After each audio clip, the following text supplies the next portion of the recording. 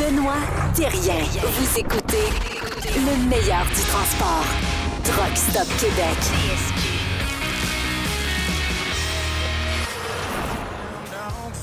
Sophie, on est où aujourd'hui? Au tournoi de golf SSPT Camionneur. Et est-ce que tu connais une belle entreprise de transport de Vallée-Jonction? Écoute, c'est pas stagé pantoute, je dirais Ebex Transport. Ben oui, tu viens de gagner un petit punch à côté, puis peut-être même une canne de PL100, qui sait. Mais on a avec nous Rémi Ouellette, qui est mécanicien chez Ebex Transport. Rémi, comment ça va? Salut, ça va? On va te demander d'approcher le micro, c'est comme ça, sinon on entend toutes les mouches en arrière et tout ça. Rémi, t'es mécanicien depuis combien de temps chez Ebex Transport? Depuis novembre 2023. Depuis novembre 2023. Qu'est-ce qui a fait que tu as choisi cette entreprise-là pour aller travailler, dire je vais être mécanicien de véhicules lourds chez Ebex? Ça part de loin, dans le fond. Moi, Mathieu, le propriétaire, c'est grâce à lui que je suis mécanicien. OK. On a fait notre cours de mécanique ensemble à Saint-Romuald. OK. Puis là, on a travaillé une couple de compagnies ensemble, puis après ça, on s'est comme séparés. Puis là, moi, j'ai fait une dizaine d'années d'un concessionnaire. OK. Puis là, en avril l'année passée, Mathieu a bâti son garage. OK. Puis là, il t'a fait une demande, là. Ouais. Il voulait absolument que tu reviennes. Il a dit, j'ai tout le temps dit que tu travaillerais avec moi. Fait que là, il dit, c'est le timing. Ouais. Mathieu qui est propriétaire d'Ebex Transport? Mathieu Hébert. Mathieu Hébert. Puis est-ce que vous êtes plusieurs camions, tout ça? Parle-moi un petit peu de l'entreprise. Vous êtes combien? C'est 10 camions, 12 trailers. Quand même? Oui. Wow. Il y a des transports de grains en flatbed, en 2 essieux ultra stable. Il y a un drop deck puis un double drop. OK. Est-ce que vous vous promenez pas mal dans la région ou vous sortez un peu de la région aussi? Dans le fond, il y a aussi Ebex Logistique. Ebex Logistique, c'est aux US. OK. Il y a un camion pour l'instant. Là, on est en train d'en préparer un autre. OK. Sinon, ça reste dans la région, un peu au Nouveau-Brunswick, Ontario, mais surtout au Québec, là, le transport de grains. Qu'est-ce qui t'emmène aujourd'hui au tournoi de golf de la SSPT? Est-ce qu'on t'a coaché puis on a dit qu'un, ça nous prend un sauveur, celui qui va venir monter les points de l'équipe? En fait, moi je joue au golf à peu près une fois par année, puis c'est à des places comme ça. Là. Mathieu, il est tout le temps dans l'événement, fait qu'il m'a dit cette année, on travaille pas, on s'en va jouer au golf. Correct ça, tabarnouche. Et tu recommanderais l'entreprise pour ceux et celles qui cherchent un travail, qui cherchent un job là, à temps plein chez Ebex Transport? Ouais. Ça serait... c'est aussi, on a des vieux camions, on n'a pas des camions trop récents, là, mais c'est des camions... Ça fait quoi, mettons? Fais-nous rêver un peu, parce que des vieux camions, ça fait rêver les gens. Hein? Ouais, c'est ça boucane, puis ça marche un peu. C'est-tu toi qui es modifié un peu? Faut pas en parler. OK, c'est correct, ça. Mais non, mais c'est vrai, ça veut-tu dire que si je t'envoie un camion, à un moment donné, toi, t'es capable de me tordre la vis un peu, puis de t'occuper? On est en train de s'occuper tranquillement au garage, là. On a les ordinateurs pour... Detroit, Cummins, Caterpillar, puis l'ABS, Bendix, puis Webco. Est-ce qu'un jour, on va vous voir dans les courses de truck, tu sais, comme à Saint-Joseph ou quelque chose comme ça? On est plus show and shine que les courses. Ouais. OK. Ben écoute, je te souhaite un bon parcours. Il en reste encore quelques trous. Oui. Puis je t'invite à prendre un punch à côté puis de t'amuser aujourd'hui. Puis salutations à toute la gang d'Ebex Transport. Un gros merci. Merci. Bonne journée à vous aussi. Nos prochains invités, Sophie, eux autres, ils sont dans la finance, dans le financement, tout ça. Et ils viennent de loin en plus, tabarnouche, Gatineau. Il s'agit d'Amélie Dorion, qui est directrice des ventes, et Mathieu Pilon, qui est directeur des opérations pour FinCap. Bonjour, bienvenue à Truck Stop Québec. Bonjour, merci de nous recevoir. Parlez-nous un peu de l'entreprise. Qu'est-ce que vous offrez dans ce merveilleux monde du camionnage? Nous, dans le camionnage, on fait, dans le fond, le groupe financier FinCap en soi, ce que ça constitue, ce que c'est. On est un groupe en financement d'équipement commercial. Fait que nous, peu importe l'équipement, on fait beaucoup de camionnage, énormément. Là, on s'entend là-dessus. Oui. Nous, on va faire le financement, le refinancement, que ce soit à 100%, 50, 70% de la valeur du camion. Aussi la facturage, parce qu'on a beaucoup qui sont dans le vrac. Oui. Donc, la facturage se fait aussi pour ces camions camion-là. On va faire le crédit bail en soi, donc c'est une location achat. Ça sera pas un financement qui est conventionnel chez la banque. Nous, on fait de A à Z. Les courtiers, ils vont prendre le téléphone, puis c'est les mêmes clients, puis on va prendre 4 trucks dans l'année, mais 4 fois, on va se parler au téléphone, au minimum. Fait que c'est vraiment le groupe qui on prend en charge la transaction. Est-ce que je me trompe ou les banques ou les institutions financières sont plus frileuses des fois à prêter peut-être par le méconnaissement, mais dans le domaine du camionnage? Absolument. Mais je te dirais qu'avec ce qui s'est passé pour Pride, puis il y a plusieurs autres raisons, puis ainsi de suite, effectivement, les prêteurs ont comme un petit peu, je te dirais, une petite marge de recul par rapport au camionnage. Pas qu'ils ont peur. Il y en a qui ont des compagnies qui sont très solides où est-ce que les prêteurs vont dire, OK, go, on y va. Mais il y a eu tellement de reprises. Il y a eu tellement qu'en ce moment, ils se sont pleins de camions qui ont eu des reprises puis que les gens étaient pas capables d'aller, que ils savent plus tellement quoi faire. Fait que quand, mettons, le camion, il est un peu trop vieux, un peu trop de millage, il fit pas dans les lignes que le prêteur suivrait, mais à ce moment-là, il va juste dire, non, malheureusement, on va pas de l'avant avec le dossier. Puis en quoi vous vous spécialisez, dans justement ce financement-là, mais c'est quoi, mettons, votre point fort? Qu'est-ce qui fait que un chauffeur devrait aller, ou une flotte devrait aller vous voir avant d'aller voir une institution financière? C'est sûr et certain que, comme je l'ai mentionné, les banques en soi, fait que, mettons, on parlerait de Desjardins ou autre, des banques, des institutions financières énormes comme ça, en partant, s'ils voient que c'est du transport, souvent, ils vont juste glisser le dossier sous la pile. Fait que ça va prendre encore plus de temps, un minimum 3-4 mois. Là, le temps d'attente, déjà, il est tellement long. Numéro 2, ce qui est le fun, c'est que nous, on a plus de 30 prêteurs.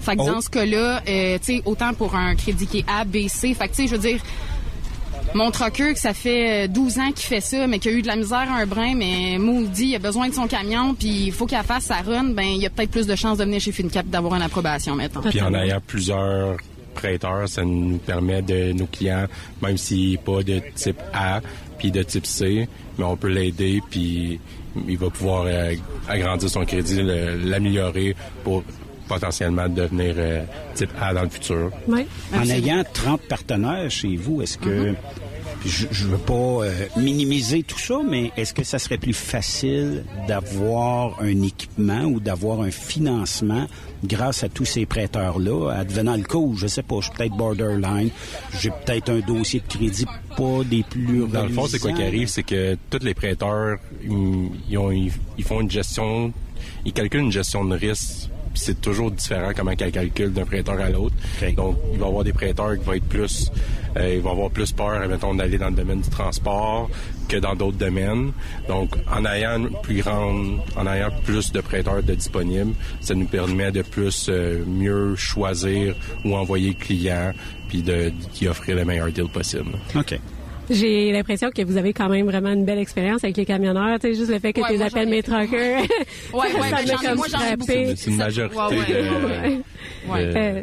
je serais curieuse aussi de savoir, je connais pas tellement, j'admets, là, c'est pas trop mon truc, mais si, admettons, je voulais bénéficier de services d'affacturage, est-ce que je suis obligée d'avoir un financement avec vous ou je peux quand même venir vous voir puis vous dire, j'aurais besoin d'affacturage? Non, mon Dieu, tu viens et t'appelles, c'est que l'affacturage, mais ça sera que ça. Tu sais, nous, on n'est pas là pour nécessairement, fais un financement, non, du tout. Si on peut t'aider puis on peut faire en sorte que ta business, ta compagnie, tu sais, les brokers, là, ça travaille tout le temps. Ce monde-là, moi, il m'épate. Écoute, si on peut t'aider puis juste comme te tenir le petit doigt pour que tu avances de 3 pieds, on va le faire. Là. Merveilleux. C'est à partir de là. Juste en montant pour venir ici, on était dans le char puis dessus leur téléphone, laptop en même temps en montant. C'est magique. Mathieu, c'est-tu le bon moment à ce moment-ci? Là, on sait que les taux d'intérêt sont un petit peu élevés, mais c'est-tu le bon moment de faire l'acquisition d'équipements, sachant que ça va sûrement se rappeler? C'est toujours un bon moment, mais là, avec le taux de la banque diminue un petit peu récemment. Oui. Donc, c'est sûr que c'est une note positive. Je pense qu'on s'en va dans le bon chemin. Mais il faut pas s'arrêter à ça. Si je peux rajouter là-dessus, à minute tu as un contrat, ça va bien aller. Si tu as un bon contrat, tu as quelque chose en avant de toi. Tu as un donneur d'ouvrage qui te dit oui, c'est beau, je peux te donner un contrat, puis il va durer 3 ans à tel montant, blablabla. On sait où est-ce que ça s'enligne. On va même pouvoir aller négocier probablement avec des prêteurs qui ont justement, les frais annuels vont être plus bas parce que justement tu peux démontrer que tu as de l'ouvrage qui s'en vient. Fait que c'est la transaction en soi. Un taux d'intérêt pourrait se négocier? Ben, les taux d'intérêt ne se négocient pas. De toute façon, en crédit bail, ça sera pas un taux parce que il y aura jamais de taux sur un contrat, mais ça va être un frais annuel fixe. Mais dépendamment du prêteur avec lequel on va, tu sais, la solidité d'un dossier va dépendre de plusieurs facteurs, dont étant le crédit de la personne, l'entreprise fait combien de temps qu'elle est ouverte, c'est quoi l'équipement en soi. Tu sais, si tu m'arrives avec un 89, ça se peut certainement que ça soit plus difficile. Tu sais, tu m'arrives avec un 2018, 2019 en montant, ça va être plus facile. Ça revendrait pour le prêteur. Exact, ça va être plus, tu sais, c'est le risque du prêteur diminue. Fait que dans ce terme-là, mais tu sais, si tu m'arrives avec un bon contrat puis que tu me démontres qu'il y a quelque chose, c'est sûr et certain que je vais aller avec un prêteur de type A pour essayer justement, tu sais, si le crédit de la compagnie est solide derrière, on va aller chercher des frais annuels qui sont bien plus bas que le reste. Fait que tu sais, puis en ce moment, ça descend comme Mathieu vient de dire. C'est un bon pas vers la réussite. Là. On s'en vient vers quelque chose de normal. Je me trompe si je fais affaire avec vous. Oui. J'ai pas 22 demandes de crédit qui pourraient faire baisser ma cote de crédit. Vous en avez une, après ça, vous parlez à tous vos prêteurs. C'est-tu un peu de même ça fonctionne? Dans le fond, quand on reçoit le dossier, on analyse le côté crédit personnel ou commercial. S'il y a assez d'opérations commerciales, on peut juste faire la demande au niveau commercial ou sinon, il faut que la personne signe au personnel. Puis dans le fond, quand on reçoit la demande, c'est vraiment on va analyser le type d'équipement, le nombre d'âges où qui se qualifierait, puis ça va juste nous permettre de pouvoir l'envoyer. T'sais, on va pas envoyer la demande aux 30 prêteurs en même temps. On y va vraiment pour le targeter à meilleure place. Fait que normalement, il n'y a pas plusieurs demandes qui se font. Dans un cas où est-ce que, mettons, c'est difficile, puis on est comme, si ce prêteur-là, il va l'échapper, on ne l'aura pas, mais là, peut-être qu'on va l'envoyer ailleurs. Mais souvent, nous, on fait sortir le bureau de crédit nous-mêmes. Fait qu'on va l'envoyer nous-mêmes. Fait qu'ils vont pas revérifier. Là. OK. Non, puis aussi... on veut vraiment faire les meilleurs délais possibles. Donc, c'est pas notre avantage d'essayer de l'envoyer tout partout. On essaie vraiment au début de target la meilleure place pour l'envoyer. Puis, comme ça, on fait ça le plus rapidement possible. Comment est-ce qu'on fait pour vous rejoindre à partir de maintenant? On vous appelle... Normalement, je te dirais numéro de téléphone, courriel, peu importe, FinCap. On le donne, le numéro de téléphone, c'est quoi? C'est le 873-354-6117 pour rejoindre Amélie. Moi, normalement, je dispatche à mes courtiers de toute façon, fait que ça, c'est pas problématique. Il n'y a pas d'endroit précis au Québec. Ça veut dire, je t'appelle du Lac-Saint-Jean, on va être capable de faire un deal pareil. On a des clients en Alberta, au Manitoba. On fait Canada-wide, nous. Là. On fait Canada complet. On a beaucoup de clients qui sont situés au Québec, mais on fait Canada au complet. Là. On a des prêteurs qui font pas le Québec, qui font juste à l'extérieur du Québec. Donc, on est vraiment... On est partout. Fait que je pourrais être une compagnie du Québec, mais qui aurait besoin d'un équipement en Alberta parce que j'ai, je sais pas, un terminal là. Je vous appelle, book-moi quelque chose là, puis je vais acheter telle pièce d'équipement, puis c'est réglé. Tu pourrais même être un trucker qui a une compagnie au Québec, puis vouloir acheter un camion aux États-Unis, puis je pourrais t'arranger ça aussi. Vous êtes donc bien formidable. C'est merveilleux. Là, je sais pas, bon golf, puis amusez-vous bien. Merci. Un petit peu de punch à côté. Absolument, merci pour votre temps. Yes. Merci. Merci à vous autres. Bonne journée. On a parlé avec plein de gens super intéressants ici aujourd'hui sur le parcours de golf pour SSPT Camionneurs, mais on n'a pas encore parlé... On les a pas tous enregistrés en plus. Non, évidemment. Je pense qu'on aurait une émission de 6 heures. Mais on n'a pas encore parlé à Jean-Philippe Côté, puis je pense que ça serait important de le faire, Ben. Jean-Philippe, qui est père aidant et depuis peu directeur de la formation, il pourra nous expliquer un peu, son rôle, oui, en quoi ça consiste et tout ça. Salut Jean-Philippe. Bonjour. Peut-être juste approcher Jean-Philippe du micro, sinon on va entendre les musiciens dans les appartements à côté. Ton rôle pour la SSPT, père aidant, ça fait quoi dans la vie pour quelqu'un qui ne connaîtrait pas ça aujourd'hui? Bon, parfait. Des pères aidants, dans le fond, on a une petite formation pour aider Dans le milieu du camionnage, pour aider les camionneurs qui ont eu un accident. Si on a un doute ou si on croit qu'ils peuvent souffrir ou qu'ils pourraient souffrir d'un choc post-traumatique, on fait de l'écoute active, on fait de la ventilation, on brûle du fioul, dans le fond, quand on est dans le milieu. Si c'est le cas, on va faire une référence en psychoéducation pour aider le camionneur à se remettre d'un accident qui a pu être traumatique. C'est absolument merveilleux, moi, je trouve, parce que ce qu'on parlait tantôt, c'est que tu étais camionneur avant aussi. Puis, je pense que probablement pour des camionneurs, de pouvoir s'adresser à d'autres camionneurs qui vont les écouter, ça doit faire la différence, tu sais, par rapport à parler à quelqu'un qui a aucune notion de cette réalité-là du métier. Je parlais justement à un golfeur tantôt qui disait justement, les camionneurs, on parle à personne. Moi, je dis pas vrai, on se parle entre nous. Ouais, c'est ça. Fait que, tu sais, pour un camionneur, aller voir un psychologue, ça va être difficile. Le psychologue, il est assis dans son bureau. Il n'a aucune connaissance de la réalité du camionneur en tant que tel. Puis tu sais, les camionneurs, on sait à quel point personne nous comprend. Tu sais, on conduit notre camion, puis on voit tout le monde, les autos qui nous coupent, les affaires de même. Ouais. Je veux dire, on voit que le monde ne nous comprenne pas là. Fait que pourquoi ils nous comprendraient ailleurs? La réalité est bien différente dans notre milieu que probablement dans bien d'autres milieux aussi, là, tu sais. Est-ce que tu dirais que père aidant, t'es pas mal sur la ligne de front quand il arrive un incident? T'es probablement le premier contact de la personne? Bien, tu vois, au SSPT, là, on est en train de le remettre sur place, mais on avait une équipe de recherche. Ça, cette équipe de recherche-là regarde tous les accidents qui peuvent se produire au niveau des compagnies québécoises. Puis après ça, eux, ils demandent aux pères aidants d'appeler les camionneurs. Fait que là, la père aidance, on a le rôle de souvent trouver le contact. On demande des fois la permission à l'entreprise d'appeler le camionneur, ce qu'ils veulent pas nécessairement parce qu'ils veulent protéger son identité. Mais nous, le seul but qu'on a, dans le fond, c'est de les aider.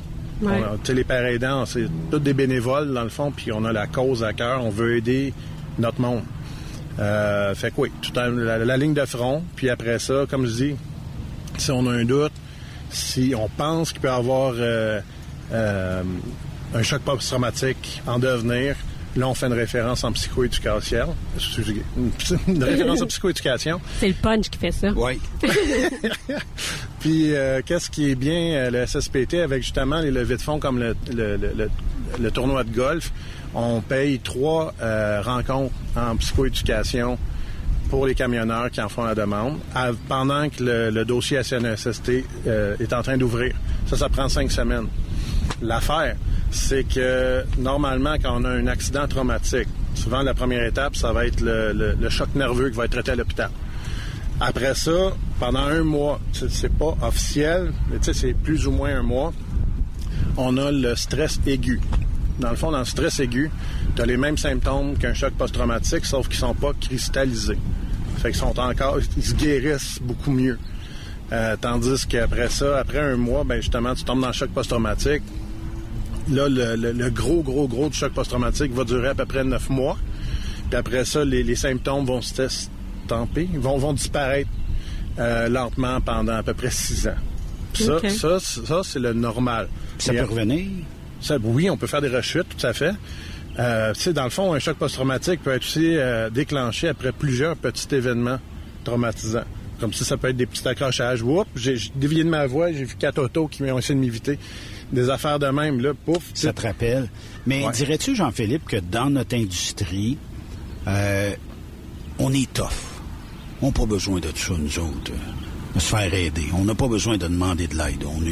On est des gars, des filles, on est camionneurs, puis on est fait fort. Ouais. On a de la misère à demander de l'aide. Jusqu'à temps qu'on soit plus capable de vivre. Ouais. Parce qu'il y en a beaucoup qui nous appellent.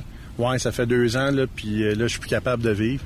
Je braille à tous les soirs. Je suis plus capable de dormir parce que j'ai des flashbacks. Je fais des cauchemars. Je quitte la réalité des fois quand je conduis mon truck. J'arrive à un coin de rue, paf, je sais plus où est-ce que je suis. Ouais. Des fois, je sais même pas où est-ce que je suis passé pendant ma journée. Fait que là, c'est là qu'on se rend compte que non, on n'est peut-être pas si fort que ça, on a besoin d'aide. Mais tu sais quoi, après 2 ans, là, t'as plus d'aide à CNSST. OK. Eux, c'est 6 mois après l'événement. Est-ce que ça peut arriver aussi que des gens... Tu sais, là, je trouve ça merveilleux parce que vous faites de la recherche, vous essayez, vous, d'approcher ces gens-là qui ont probablement besoin d'aide. Mm-hmm. Mais est-ce que ça peut arriver aussi qu'il y a certaines personnes qui ne savent tout simplement pas que c'est ça qu'ils sont en train de vivre, ils sont juste pas bien, ils ont toutes sortes de symptômes, mais ils comprennent pas c'est quoi qui se passe. Comment une personne qui a vécu quelque chose de traumatisant, finalement, peut peut-être réaliser que, finalement, est en train de faire une espèce de stress post-traumatique? Bien, la liste des symptômes est assez longue, hein, puis on est tous différents, tous les chocs post-traumatiques sont différents. Puis là, oui, je dis choc post-traumatique, on peut appeler ça un syndrome du stress post-traumatique, un trouble du stress post-traumatique. C'est plusieurs appellations, là, mais il y a vraiment plusieurs symptômes. Là, je pourrais pas toutes les énumérer, mais souvent, on parle d'hypervigilance. Ça, c'est par exemple, tu le saut à rien. Comme par exemple, tu entends un outil qui tombe à terre, paf, tu sautes. Ça, c'est pas normal, tu sais. Si t'as de la misère à dormir, si t'es fatigué pendant la journée parce que t'as pas bien dormi, on s'entend qu'un camionneur qui fait ce qu'on appelle la somnolence diurne est dangereux sur la route. des flashbacks, comme je disais, de l'agressivité. Ben là, en même temps, ça peut être autre chose que le choc post-traumatique, l'agressivité avec la vie qu'on a, les camionneurs, là. Mais reste que, tu sais, si t'es plus irritable que tu l'étais, mettons, avant ton accident, tu sais, il y a peut-être de quoi faire. Mais est-ce qu'il y aurait des symptômes qui s'apparentent? Tu sais, je dis pas, je veux pas minimiser non plus le syndrome post-traumatique, mais est-ce qu'il y aurait des symptômes qui pourraient s'apparenter à, disons, un surplus de travail ou une dépression ou peut-être même un burn-out, là? Ça pourrait-tu s'apparenter un peu à ça? Ouais, ben c'est pour quelqu'un qui t'appellerait puis qui dirait écoute, je pense que ça file pas bien, puis tu vas peut-être analyser un peu la situation, dire t'es peut-être en burn-out, je te conseillerais d'aller voir ton médecin, d'arrêter quelques semaines. S'il n'y a pas eu d'accident sévère qui viendrait peut-être expliquer un peu son appel envers vous autres? Oui, tout à fait. Ben autant le burn-out que le choc post-traumatique peuvent mener à la dépression. La dépression, un des symptômes de la dépression, c'est de vouloir se tuer. Fait que c'est pas parce que tu as eu un accident que tu veux te tuer immédiatement après l'accident parce que tu n'es pas capable de vivre avec les symptômes. Tu peux être fait tough puis être capable de vivre avec ces symptômes-là pendant un bout de temps. Sauf qu'à un moment donné, tout le monde est humain. Je veux dire, puis après combien de nuits, combien de mois sans dormir, tu es encore tough. Ouais. Fait que là, c'est là que peut-être tu vas tomber justement dans la dépression. Il y a beaucoup de camionneurs qui nous appellent après 2 ans. Ils nous disent justement qu'ils n'ont plus envie de vivre, etc. Puis nous, on leur dit, ben écoute, moi, je peux t'écouter, moi, je peux faire de la paire aidance avec toi. Sauf que je sais que si je te réfère à CNESST, eux, ils ne te prendront pas parce que tu as trop attendu. Au fond, ça explique un peu l'importance de ne pas attendre trop longtemps. Puis c'est un peu ce que tu dis, ça me fait penser à quelqu'un qui est comme un peu au fond du baril, tu sais, qui n'a plus tellement de ressources. C'est extrêmement difficile d'être rendu là un mal de vivre. Ouais. Là, on parlait du directeur de formation. En fait, c'est quoi qui se passe là? C'est quoi que tu aimerais apporter justement par rapport à ces nouvelles fonctions-là? Est-ce que tu pourrais nous parler un peu de ça? Bien, c'est ça. Jusqu'à 2023, dans le fond, là, le SSPT camionneur était plus dans l'intervention. Oui. Tandis que là, ben, on veut faire plus de la... on appelle ça dans le milieu psychologique de la postvention. Donc ça arrive tout de suite après l'accident. Qu'est-ce qu'on fait? Fait qu'on est dans la postvention, mais dans la prévention du choc post-traumatique. Parce que le premier mois, comme je disais, c'est le stress aigu. Fait que c'est là où est-ce qu'il faut agir avec le camionneur. Il faut pas agir trop vite. Si tu agis tout de suite après l'accident, la journée même, le lendemain ou même le surlendemain, tu peux cristalliser des symptômes. Tu sais, faire un débriefing trop vite, c'est pas bon. Il y a bien du monde qui vont dire « Oui, mais il faut qu'on le fasse parce que sinon, il va oublier. » Oui, peut-être, mais est-ce que tu veux perdre ton employé pendant un bon bout de temps ou tu veux absolument avoir tous les faits? Achète donc une dashcam à la place. Ouais. Ça aiderait, en tout cas, c'est vrai, dans bien des cas. Tout à fait, Tellement. Mais combien de gens vous pouvez aider à peu près une moyenne de gens que vous aidez à la SSPT annuellement à retrouver une qualité de vie ou à retrouver un volant? C'est pas toujours facile de dire, bon, ben, calique, j'ai eu un accident, un incident, j'ai peine et de misère à retrouver un volant. C'est combien de gens que... Ça, je sais pas, j'ai pas ces statistiques-là. Par contre, moi, je peux dire que des fois, il y a des chauffeurs ou autres dans le milieu du camionnage, autres employés, parce qu'on n'aide pas juste les chauffeurs, qui peuvent nous appeler des fois pour nous remercier après quelques mois parce que, justement, on les a vraiment aidés. Ça, je peux le dire, mais au niveau des statistiques, je les ai pas, là. Est-ce qu'on peut avoir un peu plus de confiance en l'avenir? Tu sais, on sait que des fois, les camionneurs, je pense qu'ils ont peut-être peur de parler parce qu'ils ont peur des préjugés. On a l'impression parfois que le public ou même peut-être les intervenants, les thérapeutes ont tendance à juger les camionneurs. On n'est pas toujours les bienvenus ni sur la route, puis on dirait qu'à un moment donné, on a comme cet esprit-là qui s'imprègne. Mais est-ce qu'on peut avoir confiance en l'avenir que les gens vont être un peu plus à l'écoute des camionneurs ou des gens qui travaillent dans le milieu? Puis peut-être aussi plus à un niveau, on a aidé beaucoup les camionneurs, disons, à améliorer, là, on disait les conditions de travail, mais on parle plus des conditions physiques, les conditions, justement, les avantages sociaux, mais, tu sais, aller cibler plus la santé mentale, justement, de ces travailleurs-là.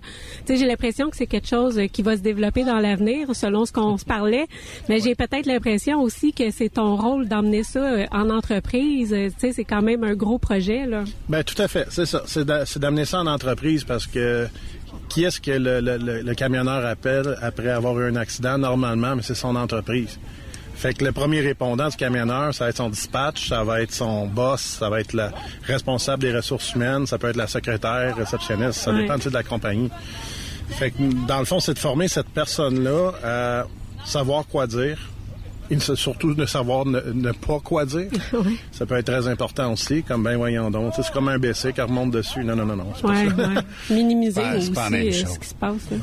Jean-Philippe, merci. Lâche pas ton excellent travail. On aura l'occasion de se reparler sûrement dans la prochaine saison de Truck Stop Québec. Pas le choix. Pas le choix, tabarnouche. Puis, bon tournoi de golf aujourd'hui. Merci beaucoup. Merci à vous. Sophie, on a gardé le meilleur pour le dessert, la meilleure pour le dessert. Oui, salut. Karine, comment ça va? Ça va bien. Vous êtes bien gentil. Avec le sourire que t'as, succès aujourd'hui? Un très beau succès. Il y a donc bien des golfeurs. 128 participants cette année. 128. Tabarnak. Quasiment complet. Fait que, puis on est pas mal pour souper aussi, là. Il y en a qui se rajoutent pour le souper. J'ai-tu entendu 157? On a justement un petit line-up en arrière, là. J'ai-tu entendu 157 pour le souper, quelque chose comme ça, 160? Dans 160, oui. Si je me souviens bien. Fait que tu vas dormir à soir. Je vais dormir à soir. Karine est comme en feu, mais dans tous les sens du terme. Je dois être rouge aussi, hein? Il fait chaud, tu travailles fort, tu l'as l'affaire. Hey, c'est bien organisé en plus, puis tout, c'est vraiment cool. Tout est au quart de tour ici. Une belle équipe cette année. Vraiment, là, j'ai été chanceuse avec la gang de Hub. Disons que j'ai pas rien à dire sur eux autres. Ils ont bien fait ça. Comme une Karine qui, des fois, qui veut pas lâcher son poste.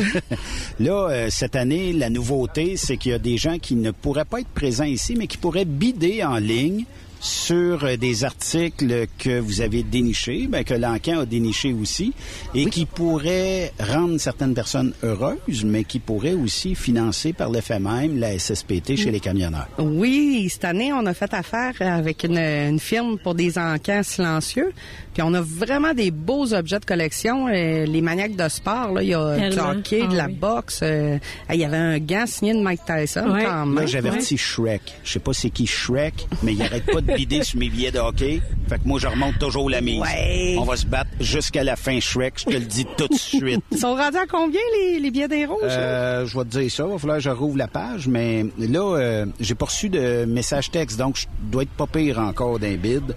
Mais écoute, c'était une paire de billets il commençait à 190, je pense. Je pense que c'est 300 quelques, là. C'est encore pas cher. C'est pas cher pour des... Il y a bien du stock aussi. On parle de sport, là, mais j'ai vu beaucoup de bijoux. J'ai vu une belle boîte de produits Sensi, je suis pas certaine comment on le prononce. Oui, moi j'ai bité dessus, celle-là. Je sais pas si... vraiment. Fait que il y a bien des produits là, pour se gâter. Puis c'est pas juste pour les gars, c'est pour les filles aussi. Fait que c'est pas mal cool, là, franchement. C'est quoi l'adresse? T'as-tu le lien pour ça, Béam? Le lien est assez simple. Moi, je le trouve en faisant Encan SSPT, puis c'est encanpro.ca /SSPT. Oui, c'est le challenge SSPT finalement sur le site de l'Encan. Et vous allez le voir, et quand vous voyez TSQ, ne bidez plus après, à moins que vous doublez ma mise, OK? Les camions de transport petit aussi. Je suis déjà là-dessus. Oui, je sais qu'ils sont très en demande, ceux-là. Oui, effectivement. Les billets de hockey sont rendus, et c'est encore moins que la mise, là, au-delà de 300 $. Bon, je sais qu'il y a un beau chandail de Boston aussi. Patrice Bergeron. Ouais. La mise est à 725 $ actuellement. Ouais. Mais vous savez, si vous gardez ça quelques années, un jour, vous allez pouvoir revendre ça à fort prix aussi. Fait que c'est quand même une belle initiative. Oui. Puis, ça termine quand, cet encan-là? Là, ça, c'est José qui nous dit exactement l'heure. 21h à peu près que ça va finir. Bon, fait qu'à 21h, on va savoir les gagnants, mais vous avez le temps encore de participer en ligne. Là, il s'agit de s'inscrire, d'ouvrir son compte. Puis après ça, on peut aller biter. Justement, on a les notifications quand quelqu'un a rebité. C'est exactement ce que j'allais dire. Puis en plus, je veux dire, c'est assez simple pour s'inscrire. Puis de l'intérieur, j'ai remarqué tantôt sur une des grandes télés, là, on peut voir qu'est-ce qui se passe directement, là, toutes les bids, les nouveaux bids. Fait que c'est. Écoute, j'avais pas ça, j'ai pas retourné dedans. Vraiment cool, ouais. On est bien content cette année d'avoir cet encan-là. Ben, l'année passée, moi, j'avais quand même eu un tour de montgolfière que j'ai pas fait encore. Que t'as pas fait, non? Mais qui servait... Oui, puis qui servait... Je te le dis, je vais t'envoyer des photos quand je vais le faire.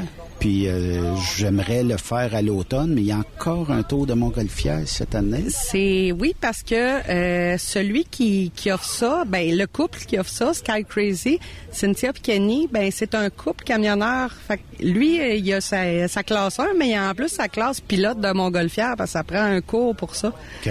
Fait que puis à Québec, c'est le seul qui fait du particulier. La plupart, c'est du corporatif. Mais sinon, si on est de la région de Montréal aussi, quand il y a le Festival des Montgolfières à Saint-Jean-sur-le-Richelieu, ils sont là. Fait qu'ils peuvent prendre rendez-vous pour ton tour là-bas aussi. Quelle idée extraordinaire. Oui, faudrait bien. Moi, j'ai le vertige. Faudrait bien que j'y aille un jour. Tu comprends? Le vertige au point que tu pourrais pas embarquer d'une nacelle parce que je pense que c'est pas si pire que ça. C'est ce qu'on me dit. C'est ce qu'on me dit que c'est pas si effrayant que ça, la Montgolfière. Puis Cynthia, moi, c'est une amie, elle me l'offre gratuitement, puis j'ai encore, je suis pas le mouiller. Si on t'emmenait faire un saut de parachute un jour? Ah non, jamais.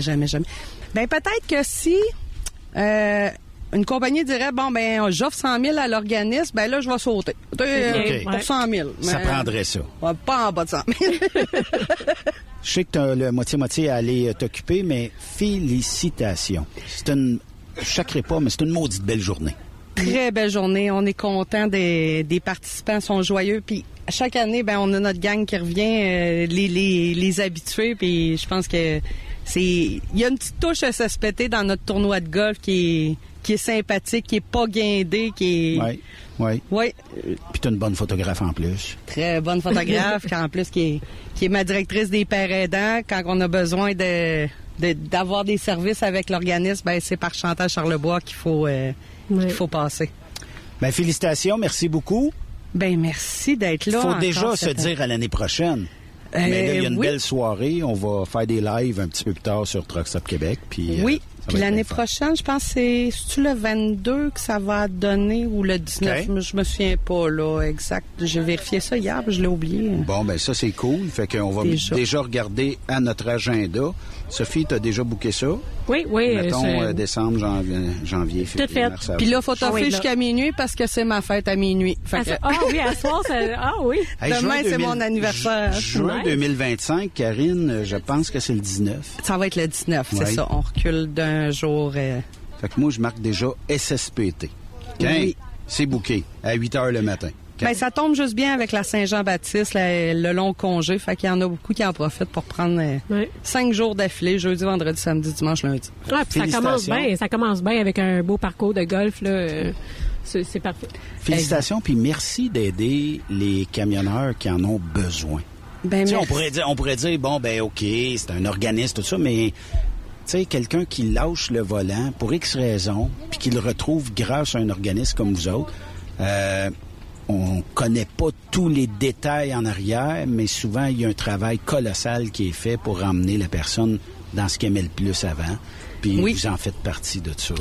Puis j'en profite aussi, on a une belle collaboration qui s'est établie avec Andy Transport dernièrement, puis je veux les remercier parce qu'ils ont vraiment fait un beau travail avec le chauffeur pour sensibiliser le chauffeur à bien se soigner avant de revenir. Merveilleux. On te laisse sur ta pièce musicale favorite. Oui! Merci, Karine. Bon. Bonne été à toi. Bonne fête. Merci.